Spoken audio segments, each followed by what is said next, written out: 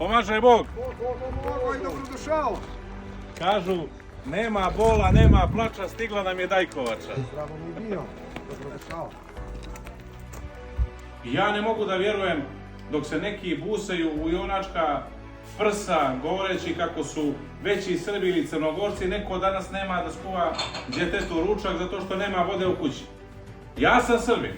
Ja ne moram nikom više da se dokazujem oko toga, ali uz to, ta djeca moraju da popiju vodu, mora da im se stavi nešto na sto, moraju da se spreme za školu, moraju da dobiju neki pribor, knjige i tako dalje i tako dalje. To su stvari za koje moramo da se borimo.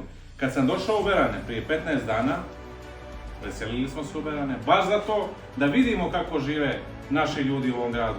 Nismo htjeli da podržavamo Berance preko Facebooka i Instagrama, nego smo došli da sa vama makar na mjesec, dva podijelimo sudbinu i da vidimo kako vi stvarno živite. Ja mislim da je ovo katastrofa.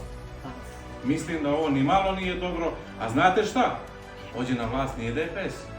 Ne može nam Đukanović biti kriv zadnjih 8 godina makar. Ne možemo da se pozivamo na Đukanovića, na Ranka Krivokapića i na druge. Malo moramo da vidimo i u naše dvorište. I zbog toga mislim da je vrijeme za ove mlade ljude, za čiste ljude, ljude koji nikog nisu obrukali, ničiju majku nisu zaplakali. Evo ih za vi stolom. I meni Nino kaže, nadam se Dajkoviću da ćeš nam pomoći.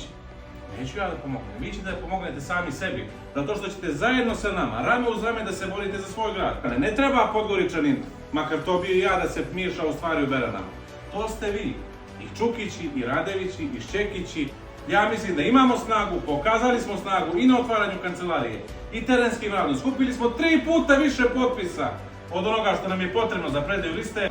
Sa aktivnostima koje tek treba da uslijede, budite sigurni da ćemo biti najljepše iznenađenje na ovim izborima. Zbog toga dižemo ovu čašu u ime naše pobjede u Beranama, u ime bratstva Čukić, u ime Kaludre, Ržanice i svih drugih sela koje tek treba da obiđemo. I najvažnije, dižem ruku za ovu djecu da ostaju na svom ognjištu. Živjeli, zdravili!